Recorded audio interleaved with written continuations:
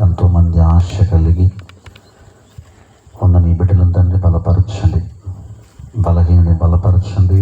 కొద్ది నిమిషాలు తండ్రి నీ పక్షంగా నిలబడుతుండగా పరిశుద్ధాత్మ సహాయం మాకు అనుగ్రహించి ముగింపు ప్రార్థనలో మాకు తోడుగా ఉండి నడిపించినందుకు నీకు వందనాలు చెల్లిస్తూ యేసు పరిశుద్ధ నామమున ప్రార్థిస్తున్నాం తండ్రి, ఆమేన్.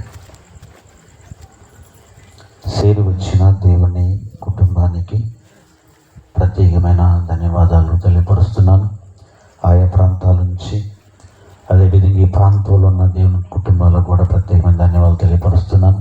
ఇప్పటివరకు మంచి మాటలు అందించిన దైవ సేవకులకు ప్రత్యేకమైన ధన్యవాదాలు తెలియపరుస్తున్నాను. ఒక్క విషయాన్ని జ్ఞాపకం చేసి నేను ముగించాలని ఇష్టపడుతున్నాను. చాలామంది సమాజంలో ఉన్న ఒక అపోహ లేదా ఒక మాట ఏంటంటే, క్రిస్టియన్ మీటింగ్లు అంటేనే జనాలు నిద్రపోకుండా చెవులు మోగేలాగా మైకులు పెడుతుంటారు. మేము పద్దాగా పనిచేసి వస్తాము, మాకు నిద్ర వస్తుంది, ఏంటి ఇదంతా అని రకరకాలు మాట్లాడుకుంటారు. వాళ్ళు అంటున్న మాటల్లో ఏమాత్రం తప్పు లేదండి. కాబట్టి మనము కూడా జాగ్రత్తగా క్రమాన్ని ఆలోచించాలి. ఏదైనా ఆకలేటప్పుడే ఆహారం పెట్టాలి, అంతేగాని నిద్రపోయే వేళ ఆహారము పెట్టకూడదు. ఇప్పటికే చాలామంది పాపం నిద్రపోతున్నారు. పైన చల్లగా ఉంది, కింద చల్లగా ఉంది, ఏమండి చక్కగా ఊగుతూ ఉన్నారు. వాళ్ళకి ఎక్కడ మూమెంట్ లేదండి అలాగే కృష్ణ. ఎందుకంటే పద్దాక ఎండల్లో బుస్సు అనుకుంటా ఏమండి చల్లగా వచ్చేళ్ళకి వాళ్ళకి వింటున్నో ఇంట్లేదు, ఏం అర్థం కావట్లేదు. స్తోత్రం కలుగును గాక. చెప్పండి, చేతులు పైకెత్తారు గట్టిగా. చేతులు ఉన్నాయిగా, నోరు ఉందిగా, మరి గట్టిగా చెప్పండి. ఇంకొంచెం పక్కన మాత్రం లేవకూడదండి, పక్కన అస్సలు లేవకూడదు, జాగ్రత్తగా. స్తోత్రం కలుగును గాక. మంచిది. ఒక విషయాన్ని జ్ఞాపకం చేస్తాను. ఈ ప్రాంతంలో నిజంగా మీటింగ్ పెట్టాలని దేవుడు ఒక ప్రేరేపణ కలిగించాడు. ఎప్పుడైతే ప్రేరేపణ కలిగిందో డేటులు ప్రార్థనలో కనిపించాయండి. 16, 17 ఈ తారీఖులు కన్నపట్ట కానించి చాలా టెన్షన్. ఎందుకంటే మొట్టమొదటిగా ఈ ప్రాంతంలో ఎలా ఉంటుందో చెప్పలేము, ఏ విధంగా జరిగిద్దో తెలియదు. ఒక ఆందోళన. తెలియకుండానే చాలా దినాలు దేవుని సన్నిధుల్లో కనిపెట్టి ప్రార్థన చేస్తానండి ఈ కొడుకుల కోసమే. ఎందుకంటే దేవుడు చూపించాడు, ఎలా జరిగిద్దో ప్రభా అని కనిపెట్టుకుంటే నేను ప్రార్థన చేశాను. మరి సరే ఏం చెప్పాలి అనేది ప్రిపేర్ అవుతున్నాను. ఎన్నో విషయాలు జ్ఞాపకం వచ్చాయి, కానీ ఏది ప్రిపేర్ అవినా ఒక విషయం మాత్రమే దేవుడు జ్ఞాపకం చేస్తున్నాడు. అదే యేసు ఎవరో. యేసు ఎవరో, ఎవరు కాదు, ఎవరో. ఎవరు అన్నది వేరు, ఎవరో అన్నది వేరు. ఎందుకు అనంటే మనకు తెలియదు ఆయన యేసుప్రభు గురించి. మన తాతల కాడ నుంచి మనం వింటున్నాం ఆయన పేరు.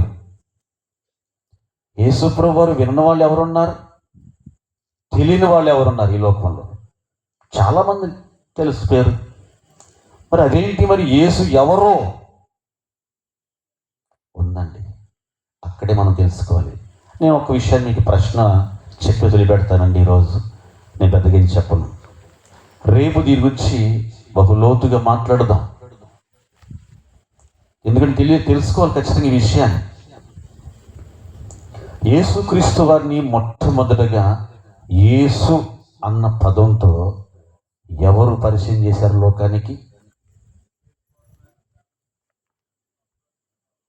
యేసు అన్న పదాన్ని ఈ లోకానికి ఎవరు పరిచయం చేశారు?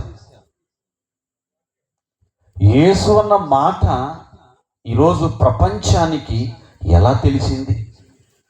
మనం ఆలోచన చేస్తేనంటే కొన్ని వేల సంవత్సరాల కిందటే యేసు ఎవరో అన్న మాట ఈ లోకానికి తెలియాలన్నది పరమ తండ్రి యొక్క ఉద్దేశం. ఆ మాటే ఒక్కసారి మన బైబిల్ చూసి ప్రార్థనలోకి వెళ్ళిపోదామా? చూడండి ఒకసారి. లూకా సువార్త 2వ అధ్యాయము, లూకా సువార్త 2వ అధ్యాయము 21వ వచనంలో ఒక అద్భుతమైన మాట దేవుడు ముందుగా రాయించిన మాట ఇది. ఆ శిశువునకు 8వ దినం వచ్చినప్పుడు అంటే గర్భములో పడక మునిపే, బాగా వినండి, గర్భములో పడక మునిపే దేవదూత చేతంట పెట్టబడిన యేసు. బాగా వినండి, ఇక్కడ యేసు అన్న మాట మనందరికీ తెలుసండి. యేసు అన్న మాట మనందరికీ తెలుసు. కానీ ఈ యేసు అన్న పదములో దేవుడి ఉద్దేశం ఏంటి? యేసు అన్న పదములో దేవుడికి ఉన్న ఉద్దేశం ఏంటి? దేవుడి ఈ లోకానికి ఏం చెప్పాలనుకున్నాడు? వాళ్ళకి ఆ పేరు నుండి, ఆ పేరు ద్వారాగా ఈ లోకానికి దేవుడు ఏం చెప్పాలనుకున్నాడు? కానీ అది మనకు తెలిస్తేనండి చాలా బాగుంటుందండి. వాళ్ళకి ఏదో వింటున్నాం మనకి అంతేనండి. మనం యేసు ప్రభువారు అంటే ఏంది? లోకం చాలా చిన్నగా చూసింది యేసు ప్రభువారిని. యేసు ప్రభువారు అనగానే చిన్న పాకలో కనపడ్డాడు. యేసుక్రీస్తు వారు అనగానే చిన్న పాకలో చూపించాడు మనకి, మన తాతల కాలం కానించి కూడా. కానీ యేసుకున్న పవర్ కానివ్వండి, యేసుకున్న బలం కానివ్వండి, మనకు అర్థం కాలేదని చెప్పుకోవచ్చండి. అందుకే దేవుడు చెప్పిన మాట ఇదే, యేసు ఎవరో. ఒకనాడు యేసుక్రీస్తు వారిని అనుసరించిన వారికి కూడా యేసు ఎవరో అర్థం కాలేదంట. ఈరోజు ఏళ్ల తరబడి యేసు ప్రభువారిని నమ్ముకున్న వారికి కూడా యేసు ఎవరో అర్థం కాలేదంటున్నాడు ఆయన. యేసు ప్రభువారు అనగానే ఏదో మనకు అనుకుని దొరుకుతాయని అనుకుంటారు. యేసు ప్రభువారు అనగానే మనకు కావాల్సింది దొరుకుతాయి అనుకుంటారు. అంటే సమాజానికి ఏమర్థమైందంటే ఏదో కొంచెం అర్థమైంది ఆయన గురించి. కానీ నువ్వు చూసిన యేసు ఏరు, నువ్వు అనుకున్న యేసు ఏరు, నువ్వు చెప్పుకుంటున్న యేసు ప్రభువారు వేరు. కానీ తండ్రి చెప్పిన యేసు ప్రభువారు వేరు. లోకం చూసింది వేరు, లోకానికి చెప్పవలసింది వేరు. నువ్వు చూసింది మరొకలాగా ఉంది, కానీ దేవుడు చెప్పింది మరొకలాగా ఉందండి. పదాన్ని మనకి ఎలా చేసింది? అవి ఏముందండి, గుడ్డోని బాగు చేసిందండి, కుంటోని బాగు చేసిందండి, చెవిటోని బాగు చేసిందండి, ఏమంటే మోగదేయాలు ఎలాగొచ్చిందండి, యేసు ప్రభువారు నమ్ముకుంటే ఏ జరిగితే అని మనకు తెలిసింది ఇంతవరకే. కానీ యేసు ఎవరో, యేసు ఎవరో ఒకవేళ చెప్పాలంటే ఈ ప్రకృతి సాక్షిస్తుందండి ఆయన ఎవరో. కానీ ఈ ప్రకృతి ఒడిలో ఉన్న వారు మాత్రము యేసు ఎవరో అర్థం కాలేదండి. యేసు ఎవరో చెప్పడానికి ప్రకృతి సాక్ష్యం చెప్తున్నా, కానీ ఈ ప్రకృతి ఒడిలో బతుకుతున్న వాళ్ళకి యేసు ఎవరో అర్థం కాలేదు. యేసు ఎవరో అర్థం కాలేదు. స్తోత్రం కలుగును గాక, ఆయనకి మహిమ కలుగును గాక. గడిచామా? ఎందుకంటే ఆయనంతా గర్భమున పడక మునిపే పేరు ముందుగా సిద్ధపోటైందంట. నువ్వు అనుకున్న పేరు కాదమ్మా. అక్కడ ఆయన ఏ పేరుతో ఈ లోకానికి రావాలో తండ్రి నిర్ణయించాడంట. ఏ పేరుతో ఈ ప్రకృతిని దర్శించాలి, ఈ లోకాన్ని దర్శించాలి అన్నది ఆయన ఎప్పుడో నిర్ణయించాడంట. ఆయన ఎప్పుడు? జగతి పునాది వెయ్యబడక మునిపే, ఈ లోకానికి ఆకారం రాక మునిపే యేసు అనే పేరు నామకరణ ఆయన ముందుగా అనుకున్నాడంట. ఆయన తండ్రి యొక్క అభిష్టం, తండ్రి యొక్క ఉద్దేశం యేసుక్రీస్తు వారిని, అంటే తన ప్రియ కుమారుని ఈ లోకానికి ఏ పేరుతో పరిచయం చేయాలి, ఏ పేరుతో పరిచయం చేయాలి, ఏ పేరు నామకరణంతో పరిచయం చేయాలి అనుకుని తండ్రి యొక్క కళ్ళని అన్నీ కూడా. నువ్వు చూసిన యేసు వేరు, నువ్వు అనుకుంటున్న యేసుక్రీస్తు వారు వేరు. కానీ బైబిల్లో తొంగి చూస్తే కనిపించే యేసు ప్రభువారు వేరు. ఆయన భీకరుడు. నువ్వు చూసినంత చిన్న యేసు కాదండి ఆయన. నువ్వు చూసినంత చిన్న యేసు ప్రభువారు కాదు. ఆయన భీకరుడు, అనంత జ్ఞాని, అనంత లోకాలకు అందనంతగా మహిమ స్వరూపుడైన. ఆయనకున్న శక్తి కానివ్వండి, ఆయనకున్న పేరు కానివ్వండి, ఆయన గురించి చెప్పుకున్న మాట కానివ్వండి, మనిషి తలకిందులుగా పరిశోధన చేసిన మన జీవితం సరిపోదండి ఆయన గురించి తెలుసుకోవటానికి. అంత గంభీరమైన పేరు అది. యేసు ప్రభువును నమ్ముకుంటే అన్ని పోతాయండి, యేసు ప్రభువును నమ్ముకుంటే అన్ని వస్తాయండి. ఇది లోకానికి చెప్పుకుందని ఈ పదం. కానీ యేసు ప్రభువుని తెలుసుకుంటే మనకి ఏం దొరుకుతుందన్నది మాత్రం సమాజానికి చెప్పలేదండి, చెప్పలేదు. ఈరోజు నువ్వు దేవుణ్ణి నమ్ముకున్నావు. దేన్ని బట్టి నమ్ముకున్నావో? యేసు ప్రభువుని ఈరోజు నువ్వు ఆరాధిస్తున్నావు. దేన్ని బట్టి ఆరాధిస్తున్నావో? నీ ఆరాధనలో ఆయన ఎలా కనబడ్డాడు? నీ ఆరాధనలో నువ్వు ఆరాధించే ఆరాధ్య దైవాన్ని నువ్వు ఎలా చూసావో? నీ కళ్ళకు ఎలా కనబడుతున్నాడు ఆయన? మనం నిజంగా ఆలోచిస్తే చాలా మంది పొద్దండి. అందుకే ఒక ధర్మశాస్త్రాన్ని ఆరాధిస్తున్న ఒక ధర్మశాస్త్ర ఉపదేశకుడికంట యేసు ఎవరో అర్థం కాలేదంట. యేసు ఎవరో అర్థం కాలేదంట. యోహాను గారు రాసిన సువార్తను చూడగలిగితే, యోహాను సువార్తను చూడగలిగితే అక్కడ మంచి మాట రాయబడిందండి. యోహాను సువార్త 1వ అధ్యాయం, త్వరగా టైం అయిపోతుంది. యోహాను సువార్త 1వ అధ్యాయం 45వ వచనం. ఫిలిప్పు నతానేలును కనుగొని ఏంటంట? ధర్మశాస్త్రములో మోషేయు ప్రవక్తలు. బాగరండి, ధర్మశాస్త్రములు అంటే ఏంటి?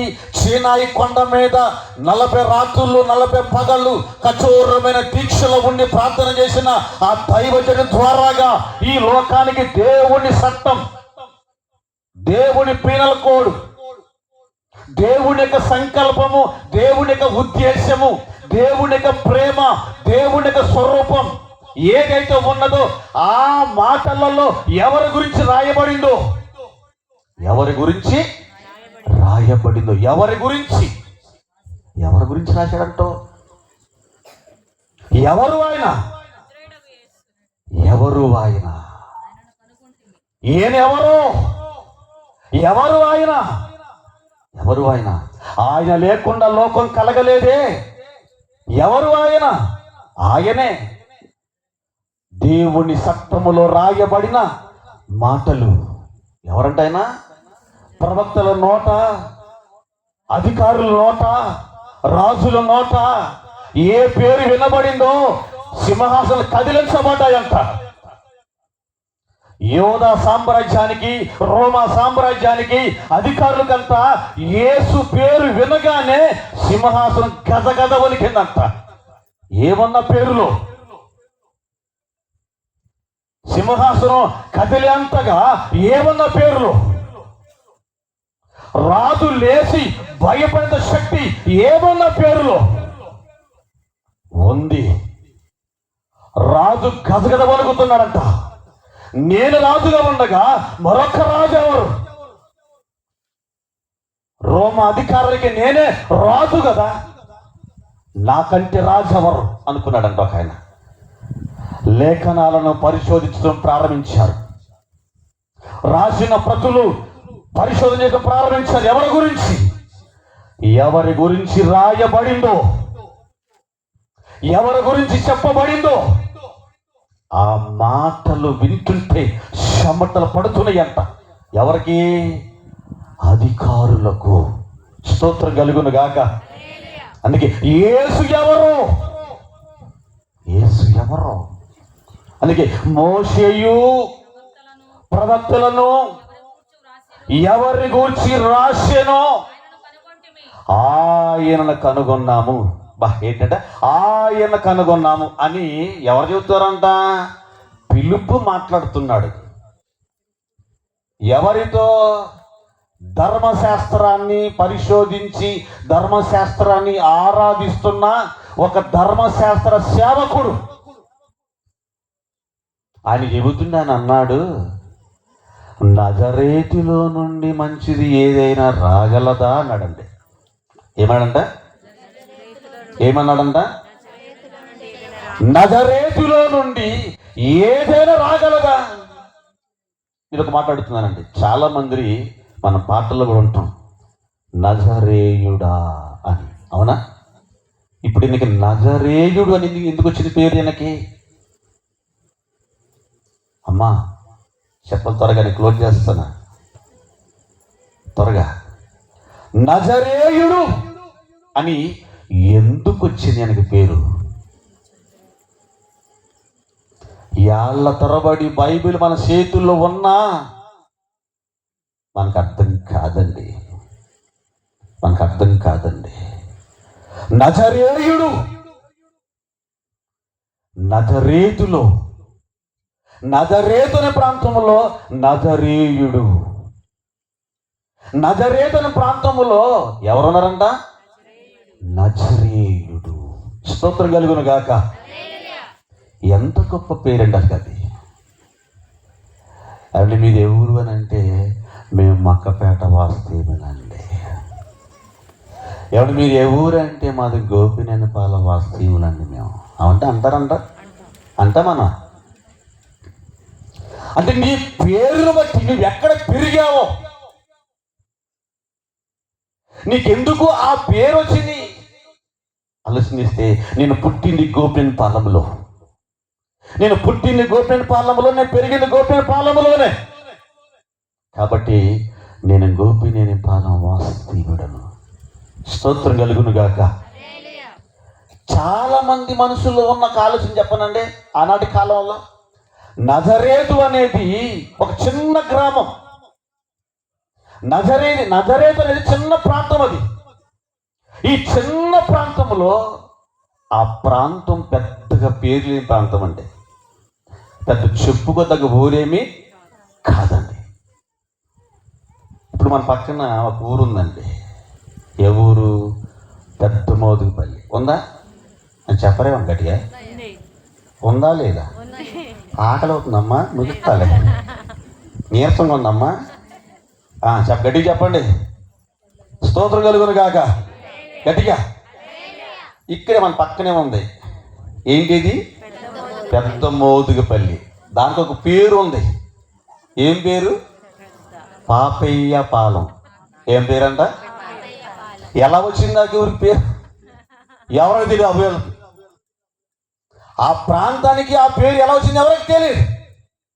కానీ పాపయ్యపాలెం అనే దాని నిక్ నేమ్. పెద్దమోదుగుపల్లి అన్నది రీసెంట్ పేరు. బాగా ఆలోచించాలి. ఇది ఎంత వాస్తవమో. నజరేతు అన్న ప్రాంతం ఒకప్పుడు విలువలేని ప్రాంతం అది. అందుకే ధర్మశాస్త్రాన్ని ఆరాధిస్తున్న ఒక నతానేలు ఎవరు? ధర్మశాస్త్రాన్ని ఆరాధిస్తున్నవాడు. అలాంటి సేవకుడికి నజరేతులో నుండి మంచిది ఏదైనా రాగలదా అంటే ఆయన డౌట్. నేను విన్నది వేరు ఆ ప్రాంతం గురించి. ఏమంటే గోపినేనిపాలెం ప్రాంతంలో మంచివాళ్ళు లేరా అంటే మన కోపడతారు. చెప్పండి, కోపం వచ్చింది ఖచ్చితంగా. కానీ ఈయన అంటున్నాడు, అధికారి అంటున్నాడు, సేవకుడు, నజరేతులో నాకు తెలిసినంత వరకు మంచిది ఏది లేదు. అందుకే రాగలదని ప్రశ్న వేసాడు అక్కడ. అంటే ఆయన ఉద్దేశం ఏంటి? నజరేతు అనే ప్రాంతంలో మంచి లేదు. ఆయన విన్నది ఏంటంటే ఆ ప్రాంతంలో ఏదో ఉంది కాబట్టి మంచి లేదు. చెప్పుకోదగ్గ ఊరు కాదది, చెప్పుకోదగ్గ ప్రాంతము కాదది. కానీ అటువంటి ప్రాంతములో, అటువంటి చిన్న గ్రామములో పరలోకము నుండి దిగి వచ్చిన ఆది సంభూతుడు, 3 లోకాలకు చక్రవర్తి, యేసు అన్న నామకరణతో, యేసు అన్న పేరుతో నజరేతు అనే ప్రాంతములో నజరేయుడిగా ఎదిగినవాడు. స్తోత్రం కలుగును గాక. హల్లెలూయా. చూసారా, నజరేయుడు యేసు. నజరేతు ఊరును బట్టి ఆయన నజరేయుడిగా పిలువబడ్డాడు. ఎంత గొప్పవాడండి, వాళ్ళకి ఎంత గొప్పవాడండి. ఆయన అంటున్నాడు, పిలుపు అంటున్నాడు, ఒక చిన్న మాట చెప్పాడండి, వచ్చి చూడు. ఏం చెప్పాడంట? వచ్చి చూడు. ఆయన ఎవరు? వచ్చి చూడు. ఎవరో చెప్పేది ఎవరు? ఎవరికి చెబుతున్నాడు? చెప్పేదేమో పిలుపు, వినేదేమో నతానేలు, చెప్పబడుతున్న పేరేమో యేసు. ఎవరో ఆయనకి తెలియాలంటే వచ్చి చూడు. మరి ఈరోజు ఈ మాట ప్రతి క్రైస్తవ గుండెల్లో ఉండాలి. నీ యేసు ఎవరు అని ఒకవేళ సమాజం ప్రశ్నిస్తే నువ్వు చెప్పగలిగిన స్టామినా నీ గుండెలో ఉండాలి. యేసు ఎవరో నువ్వు చెప్పగలగాలి. యేసు ఎవరో నువ్వు చూపించగలగాలి సమాజానికి. యేసు ఎవరో ఈ సమాజానికి అక్షరాలుగా చూపించాలి నువ్వు యేసు ప్రభువారిని. ఈరోజు యేసు ప్రభువారిని నమ్ముకొని వదిలిపెట్టి రకరకాలుగా పోయే చాలా మంది ఉన్నారు. ఈరోజు యేసు ఎవరో అర్థం కాలేదండి. యేసు ఎవరో అర్థం కాలేదు. ఆయన స్థానం అర్థం కాలేదు. ఆయనకున్న పవర్ అర్థం కాలేదు. నమ్ముకున్నాం యేసు ప్రభువారిని, కానీ ఆయన ఎవరో మనం చెప్పలేకపోతున్నాం. వాళ్ళకి యేసుని యేసుగా మనం చూపించలేకపోతున్నాం లోకానికి. చూద్దాం యేసు ఎవరో చూద్దాం. ఆయనకున్న పవర్ ఏంటో చూద్దాం. రేపటి దినాన పెద్దలుగాడు రండి, ఎన్నో అద్భుతమైన వర్తమానం మన గట్టికి ఇంకా లోతుగా ఆయన గురించి. ఎందుకంటే పరిశుద్ధ గ్రంథములో రాయబడింది, మనం చూసిన యేసు కాదండి, నువ్వు చూడాల్సిన యేసు ఉన్నాడు. ఆయన పవర్ని చూడాలి, ఆయన శక్తిని చూడాలి, ఆయన గురించి రాయబడిన ఒక బలమైన మాటను చూడాలి. అప్పుడే యేసు ఎవరో నువ్వు సమాజానికి చెప్పగలవు. స్తోత్రం కలుగును గాక. ఈ మాట ప్రతి క్రైస్తవుడి నోట రావాలని ఇదిగో యాళ్ళ తరబడిన సముద్ర కింద దేవుడు రాశాడు. ఎప్పుడు? జగతి పునాది వెయ్యబడక మునిపే, ఈ ప్రపంచానికి పునాది వెయ్యబడక మునిపే, ఈ గాలిని, ఈ నింగిని, ఈ నీరును అనుభవించక మునిపే ఆయన ఎవరో నీకు తెలియాలని దేవుడు చెబుతున్నాడంటే ఎంత గొప్పవాడండి ఆయన. నేను చూసిన యేసు కాదండి, నేను చూడాల్సిన యేసు అన్నాడు. నేను విన్నానంతే, విన్నదే తక్కువ, చూడాల్సింది బలం. ఆయన పేరులో ఉన్న గొప్ప గుణం. అందుకేనాడు యేసు అన్న నామకరణతో ఈ లోకానికి పంపాడు. స్తోత్రం కలుగును గాక. హల్లెలూయా. ఎడిగిదమ్మా. కాబట్టి రేపటి దినాన్న ఇంకొన్ని మంచి మాటలు లోతుగా విందాం. ఓకే, అందులో లేచి నిలబడదాం.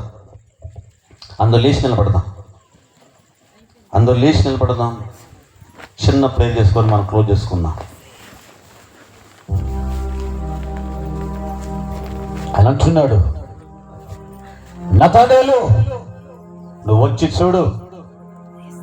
నువ్వు విన్నది వేరు, నేను చూసింది వేరు, నీ చెవులకి వినబడింది వేరు, నా కళ్ళకు కనిపించింది వేరయ్యా. నేను కనుగొన్నాను ఆయన్ని. ఆయన ఎవరో, ఆయన శక్తి ఏంటో, ఆయన సామర్థ్యం ఏంటో, ఆయన బలం ఏంటో నేను కనుగొన్నానయ్యా. నేను కనుగొన్నాను. నేను కనుగొన్నాను. అందుకే ఈరోజు యేసు ఎవరో అర్థం కాకుండా చేసింది.